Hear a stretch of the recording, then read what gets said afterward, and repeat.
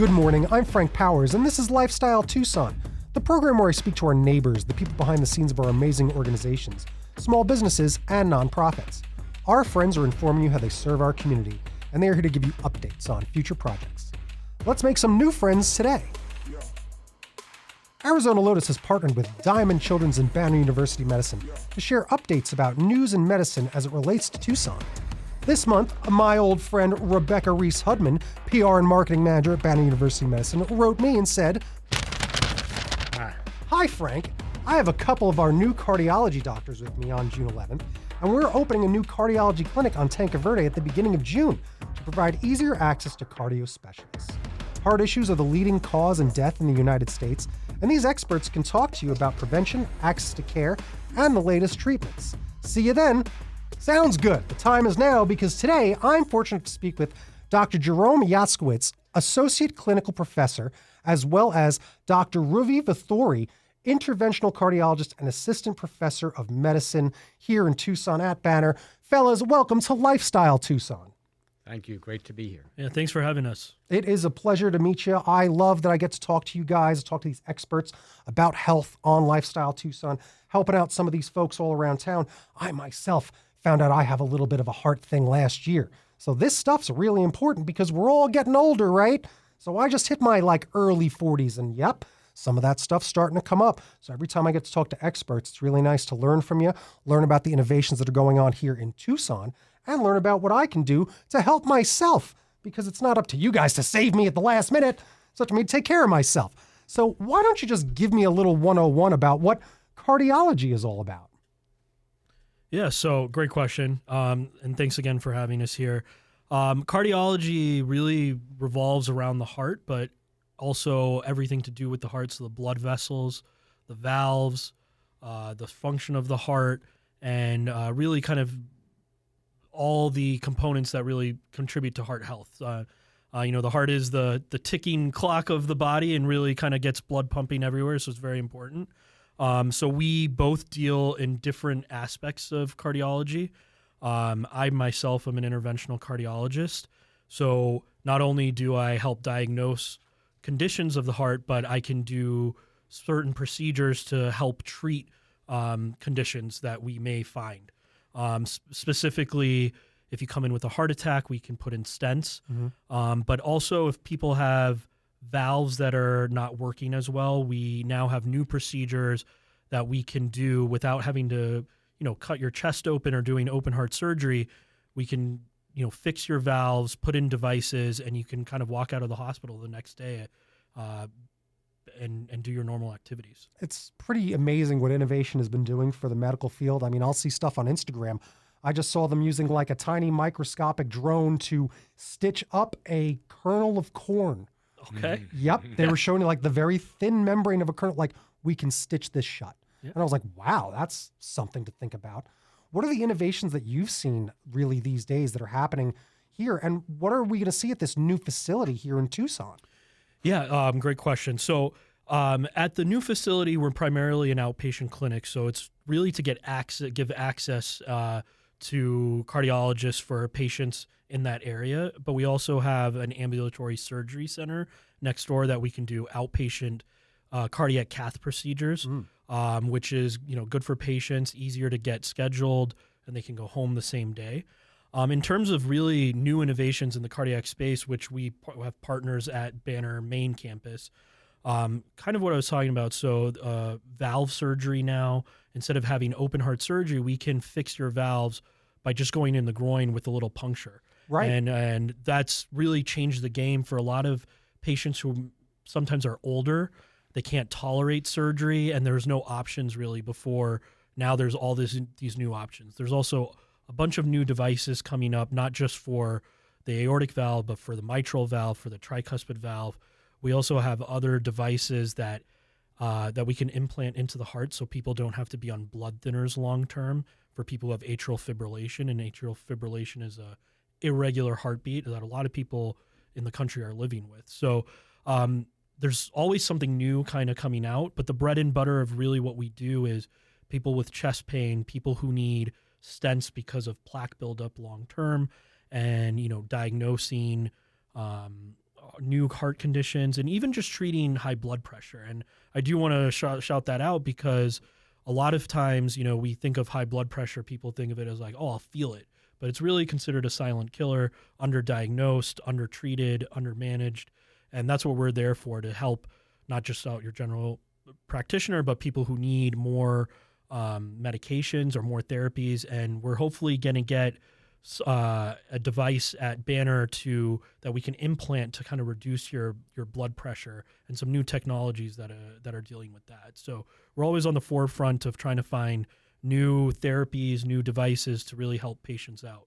That's incredible. How long did you go to school for this? Good question. So, I think we do 4 years of undergrad, 4 years of med school, 3 years of general internal medicine residency, and then 3 years of cardiology fellowship. Wow. And then I did an extra year of training under interventional cardiology. So it is a decent amount of training, but it really allows us to be, I think, well versed in knowing the human body, especially from a cardiac standpoint. Well, yeah, I think confidence is key when it comes to what you're up to, right? A lot of training involved. And also, well, let me add to the technology. Our technology is just always getting better for things that have been around for a long time, such, for instance, echocardiography, which is ultrasound of the heart. We do 3D, 4D images of the heart, which really brings a lot of depth and 3 and 4 dimensional, reproduction of the heart valves and tissue that we're looking at. So it's pretty amazing, the technology. But although we have all this technology, at the basics, the foundation is really prevention. And so we can treat any type of heart disease, which is wonderful. We have the tools, but we also want to prevent people from getting heart disease or from getting that the need for a procedure by taking care of themselves, doing the right things, taking the right medicines, things like that. And that's why it's important for us to see you too, because we want to get you on a good plan that helps prevent heart problems. That's true. You can only eat so many Cheerios. I mean, really. That's the thing, is that, so this has been something in my life, and I did have some pain, so I went and got something checked out and ran on the treadmill. And they were like, no, we think it's fine. We think it's fine. As I'm leaving, he's like, I noticed one thing. Come back here, look at this chart. All right, we're going to send you this. And sure as something, I have a 50% blockage. And they're like, we don't worry till it's 75. I'm like, what? That to me is shocking. At the very same time, my uncle, turns out, had 100% blockage, didn't feel any pain, and probably had like a minor heart episode that he's like, oh, wait, I do kind of remember that last year where he had some uncomfortableness. No, he actually did have like a real bad thing, and then did have something almost happen, like around Christmas. Luckily, they caught it, So prevention is really important. Again, I felt pain. I went and checked it out. It was only a little bit, and they said, nothing to worry about yet. Do what you can. This guy felt no pain. He's 20 years old. He's 60-something. No pain. So you got to be aware of what you're doing. I was asking how long you went to school for, because were there things that back in the day, like we talk about, 14 years ago, let's say, wow, this thing that we do now that's now outpatient, this building, used to be 5 days in a hospital. Like, is that what you've seen? So I'm very lucky. My dad's actually an interventional cardiologist as well. So like I've talked to him about the advances of cardiology, and even we were talking about ultrasounds. Dr. Yatskowitz was talking about that. That technology hasn't been around forever, and even when it was at its infancy, it didn't have the definition that we have now. Right. And the way they used to treat heart attacks back in the day is they put you in the hospital room, watch you, and hopefully you just survived it. So medications that we have now versus 5, 10, 15, 20 years ago are definitely getting better, stronger, more effective. Not only that, even the stents procedures that we can do, if let's say you were having a heart attack for that blockage and we need to open up, we put a thing called a stent in there, which is like a scaffold. And that technology has seen improvements too. So what it's made out of, how it's designed, the geometry of it, the strength of it, what kind of drugs it's coated in. So there's always continuing improvement, but nothing is going to beat prevention. Right. And we don't want you to get to that point of having a stent. Right. We would rather have you take good care of yourself, get on the right meds, those kind of things. And if by chance you need something, then we'll treat it.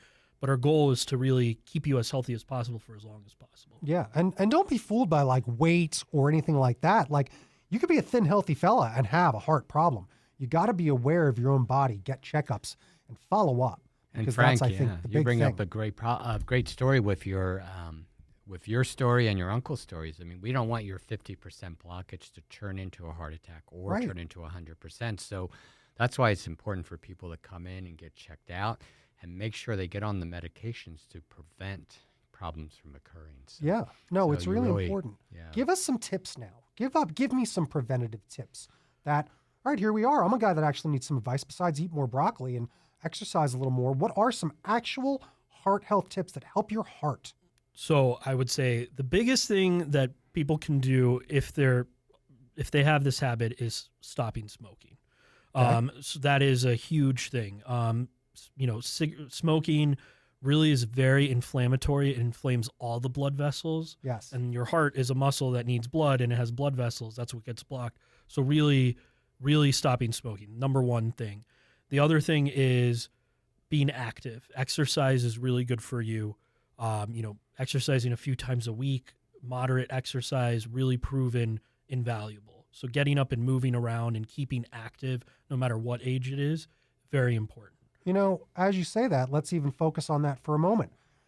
It's not about being active for weight loss, which is what most people think about.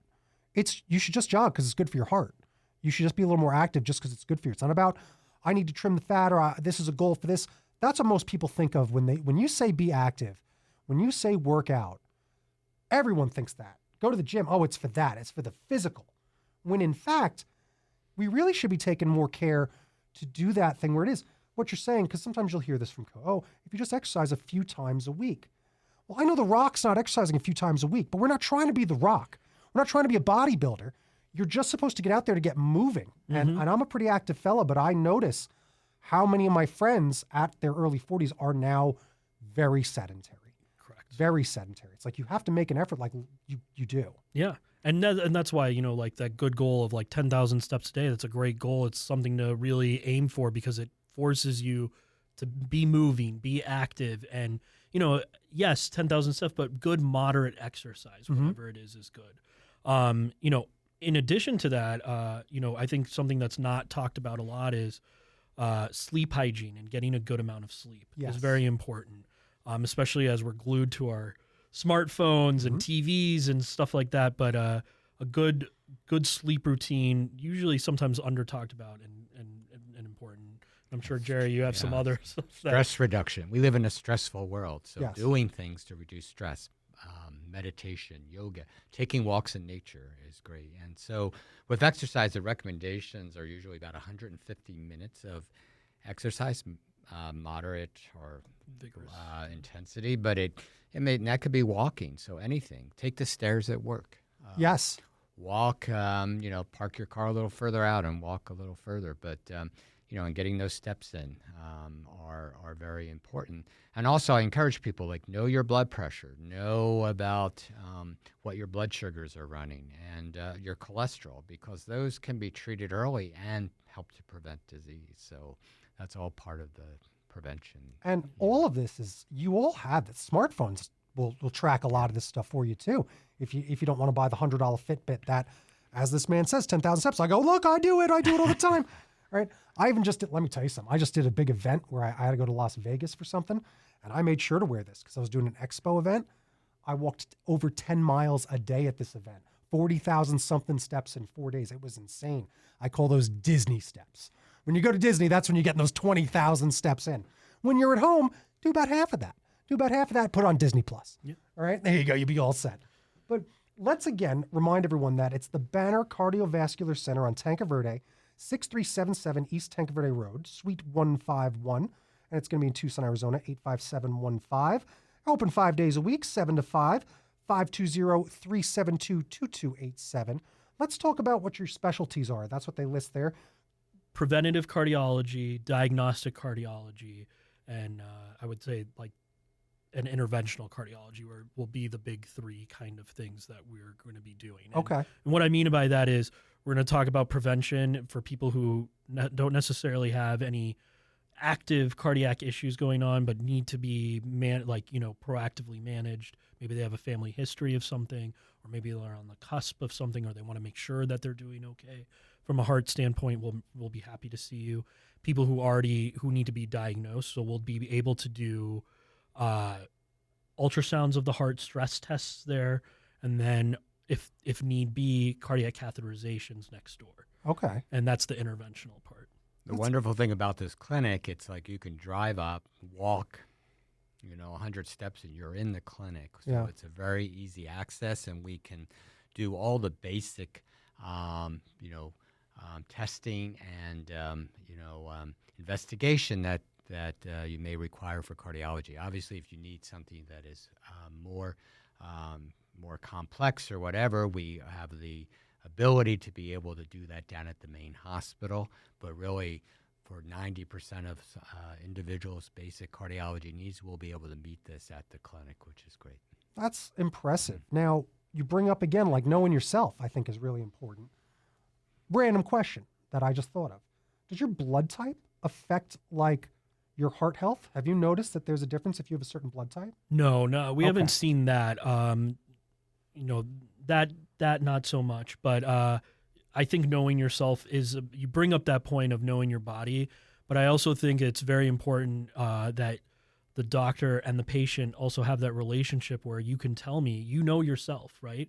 And if you know something is off, then we should use that and respect that and really investigate it further. And that's what I tell patients all the time is that, when you're walking around and you notice maybe you can't climb the stairs as fast as you can, that's things that we need to know, because then that clues us in that we need to investigate something further. So I think listening to our patients, because they know their bodies as well as they do, they're living with themselves all the time, is very important. Yeah.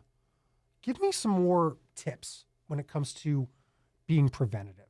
Give me some more tips, because I struggle with it. I do struggle with it. What are some of the common pitfalls, like eating Cap'n Crunch at 10 at night, which is probably not the best? I think the hardest thing is people think that, like, okay, I have to be healthy, so I have to be a saint. Uh-huh. And, it's kind of like more like moderation, right? It's so hard. Like if you want to achieve that perfect diet every day, day in and day out, that can be very stressful. So I think giving your opportunity to like have a dessert every once in a while is not a big deal, but it's, you don't want that every day. You don't want to eat Captain Crunch every night. Right. I think keeping a good routine is very helpful.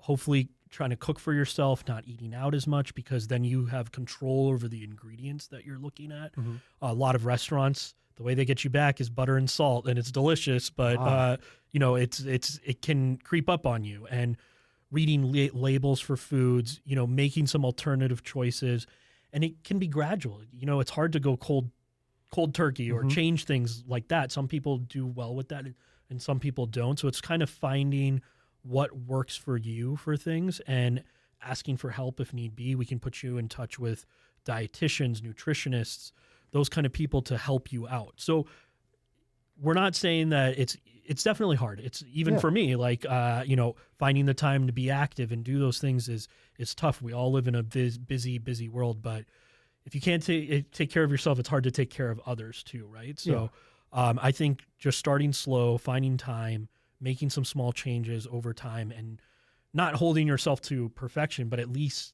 to good accountability. Yeah. Because, I'm almost being lighthearted about it. I've made a lot of changes since this, because it's real and it's important. And you got to be smart enough to be like, all right, I have my opinions, my ego, and who I am. A doctor told me this. I watch my dad. Anytime a doctor tells him something, he's just able to do it. If a doctor says, you got to start stretching, working out, okay. And he does it. And I said, you got to be like this. That's the way you got to do it. We live in a world where some people's opinions will think, I think I know better than this guy, than you who just described how much school you went to, right? I think I know. It's ridiculous. I like to, in a way, take some of that choice out. It's not my choice. The doctor said this. And one of the ways I found to be the most successful for my journey with this is I did quit cereal. I absolutely did. And I did just reintroduce it recently at a nice nominal level. I try not to do anything every day, right? So it's not habitual. I almost started smoking in my mid-30s and made sure to be like, what are you, stupid? You made it this long. You know, we all know these little things. I found tracking was the thing that helped me the most, because then I would look and say, oh, you did have ice cream yesterday. You can skip it today. And it makes me go, no, you had it. You did have it. You can't have it every day. So acknowledge you had it the day before and you treated yourself on a Sunday night. Why don't we just do this today? It's a lot of budgeting can be the same thing, but it's hard to be healthy, but it's not hard to cut back. And I think that's how you get healthy. Yeah. And you bring up a great point. I think everybody's an individual and you have to find the right plan that works for you, right? So I find too, like around the house, I try not to keep those things that tempt me around a lot. So, I mean, in the house so that I'm not tempted. And then I kind of, when I do go out, I feel like, oh, I can treat myself here because I've been good. But I do know, for me, my greatest weakness is that night. You know, late at night, like I want a snack, I want to do that. So really not keeping the things around, and also, like you said, tracking what you're taking in is really important. But I think everybody's an individual, and that's the thing that we want to do is work with you to kind of develop the plan that's going to work, you know, that's going to be right for you. So I do think that, you know, also some people, as you said, your dad, like, you know, if someone doctor tells him something, he does it. But I think for some other people, a different approach of, you know, now shared decision making is very important. Mm-hmm. And that is educating, you know, whoever it is, making them understand and really listening to each other to see what the best way forward is. And, you know, there is a lot of stuff like that. I mean, I can say you should have this procedure, but maybe you're very hesitant for X, Y, and Z. So I need to be able to navigate that, and we need to come to a shared decision of maybe we'll try this before we do this, those kind of things. So I think it's important to listen to each other, have that conversation, have a good patient-doctor relationship to kind of promote those healthy habits and really, you know, stay healthy. Yeah. And again, that's the real reward, isn't it? Is you're healthy. You got to use that as your motivator. Use that as the carrot that dangles in front of you, because there's nothing better than that. There's a different expression, but I'll just put my spin on it. Nothing tastes as good as healthy feels, right? Let's just say that. And I think that's really important. Even when I did go through all this stuff, like they're like, you might have to quit coffee. I'm like, oh, because that was like my identity in a way. Like I'm like Mr. Coffee to so many people. And I love it. I'm like, all right. And I got it down to 4 ounces of coffee, where they're like, get it down to that. And let me just say something, fellas. 10 years ago, I would brew 2 pots of coffee a day and wondering why. I think I have insomnia. Like, you really got to pay attention to the ins and the outs and all the stuff, because it reacts to you.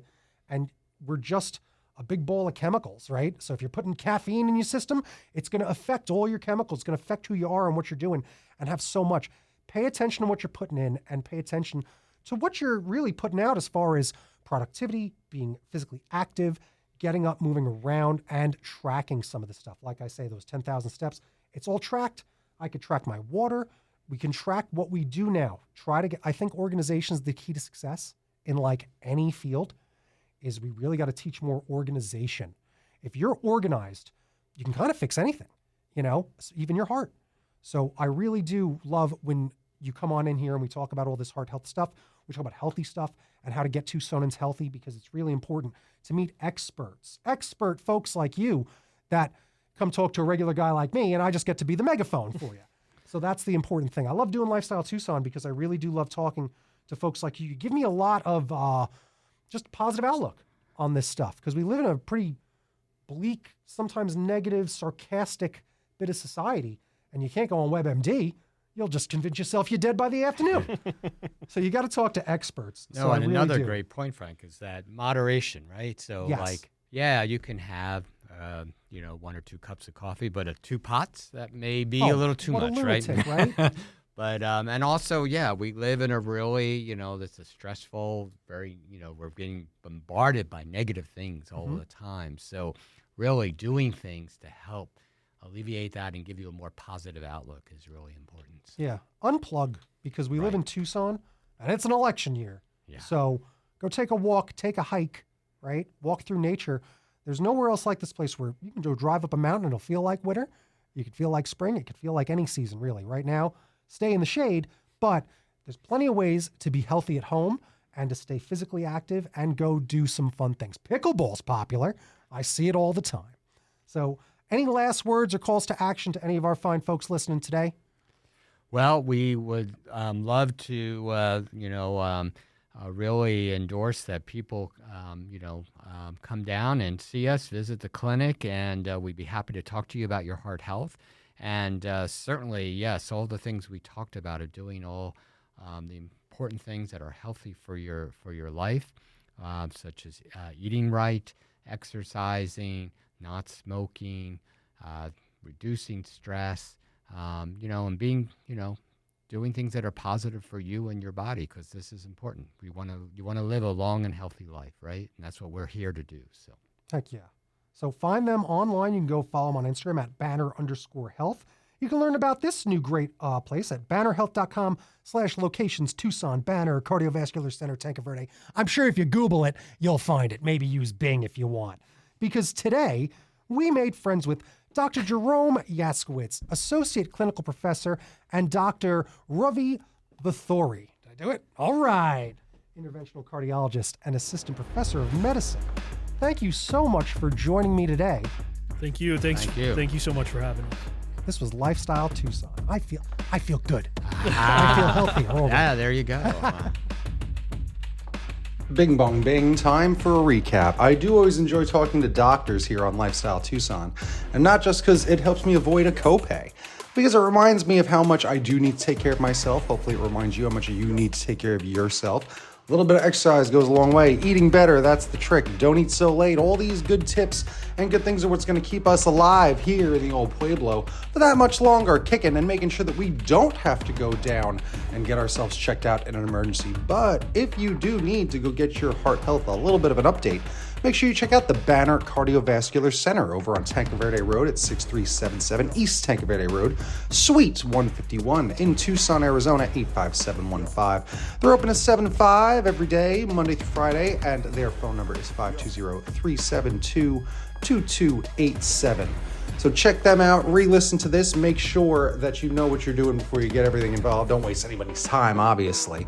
But that's what's important, and you know yourself, know your body, know your health, and pay attention to the signs and symptoms when it comes to heart health. So I want to thank our new friends at the Diamond Children's and Banner University Medicine for joining me today. You've been listening to Lifestyle Tucson. If you're a nonprofit that would like to be on the show, email lifestyletucson@gmail.com. For more information about this program or to listen to something you may have missed, go to the Sunday Mornings page on klpx.com, kfma.com, mixfm.com, or espntucson.com. You can also subscribe on iTunes, Spotify, and Audible, or wherever fine podcasts are full of heart. Follow on Facebook, YouTube, and Instagram at Lifestyle Tucson, because I'm your BFF, your best Frank forever, Frank Powers. Toot toot Tucson. I love you the most.